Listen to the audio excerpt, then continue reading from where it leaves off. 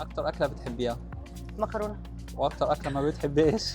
لا والله ما فيش حاجه ما بحبهاش، بس ممكن لو حاجات غريبه قوي ما اجربهاش يعني. زي ضفادع، يعني مش هاكل رجلين ضفدع، مش هاكل صرصار في السين يعني. عارف الحاجات دي مش هاكلها. ايه اكتر هديه تحبي انها تجيلك، ايه هي؟ الماس يا حبيبي. إيه اخر رساله جات لك على موبايلك ايه ومن مين؟ اخر رساله جات لي من الفريق بتاعي، بيقولوا لي الناس مستنياكي في البلازا، روحي اعملي انترفيوز. إيه اكتر صفه حلوه انت شايفاها في نفسك او اللي حواليك شايفينها فيكي وبيقولوا لك عليها؟ ان انا لذيذه مرحه. ايه اغرب سؤال جالك كانترفيو على ريد كاربت مثلا؟ كلمينا عن كواليس اللي مش عارفه ايه، ما بحبش السؤال ده، لما بشوفه سؤال ساذج جدا. إيه عمرك فقدت شغفك في التمثيل ولو ده حصل استعدت الشغف ده ازاي؟ لا عمري ما فقدت شغفي في التمثيل، لكن انت دايما لازم دايما الفنان يشتغل على نفسه يعني ايه يشتغل على نفسه، يعني ايه يقرا، يفضل بيتفرج، يفضل بيعمل ورك شوبس، يفضل بيعمل حاجات تخص مهنته علشان يفضل ان كونتكست.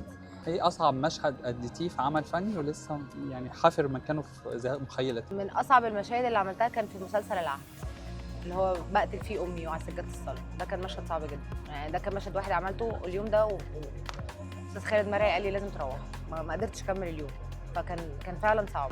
اكتر اشاعه عنك ضحكتك؟ ما بقراش الاشاعات خالص تتجنبيها مطلقا؟ خالص. كلمينا عن حضورك الجونه السنه دي، شايفاها ازاي؟ السنه دي مليانه طاقه ومليانه حاجات لذيذه، وبعدين الحاجات الجديده اللي اتعملت السنه دي حلوه قوي، عجباني جدا. اولا 50 سنه يسرا، معرض يجنن واحب الناس كلها تيجي تشوفه، واقول ليسرا بحبك قوي قوي قوي قوي، وفخوره جدا جدا جدا جدا جدا.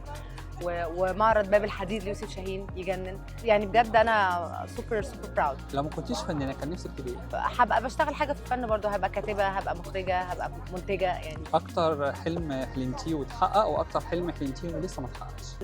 مش بفكر قوي بالطريقه دي، عشان بحس ان التوقعات بتضايق، فانا ما عنديش يعني، مش حكايه ما عنديش احلام، بس يعني مش بفكر بالطريقه دي. لو كنا في زمن الفراعنه كان نفسك تبقي مين؟ لو في زمن الفراعنه كنت هبقى حتشبسوت. لو معاكي طياره تحبي تروحي بيها فين؟ اروح بيها استراليا، عمري ما رحت. وتاخدي مين معاكي؟ اخد كل الناس اللي بحبها.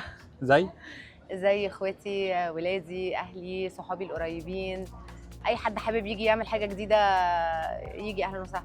ايراد حظ ولا فدان شطاره؟ لا فدان شطاره. لو النهارده اخر يوم في العالم، اخر حاجه تعمليها ايه؟ هقعد مع ولادي ومع اهلي، ونقعد بس، هبقى قاعده معاهم، مش هعمل حاجه تانية.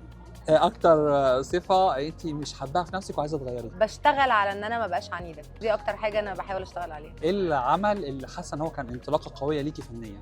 في محطات يعني، في في حاجات كتير ابرزها؟ هو كل وقت بيبقى ليه حاجه بتعمل بوينت جديده، او بتعمل تيرنينج بوينت. بتعمل محطه، بتعمل تغيير في الاداء، بتعمل يمكن صدمه للجمهور، بتنور حته جديده عندي كممثله. فمنهم اول حاجه طبعا كانت حب البنات، اول فيلم اعمله في السينما. بعد كده افتكر موجة حارة، السبع وصايا، دول كانوا محطات مهمه جدا قبل زحمه الصيف يعني. في حاجات بالنسبه لي ايكونيك يعني.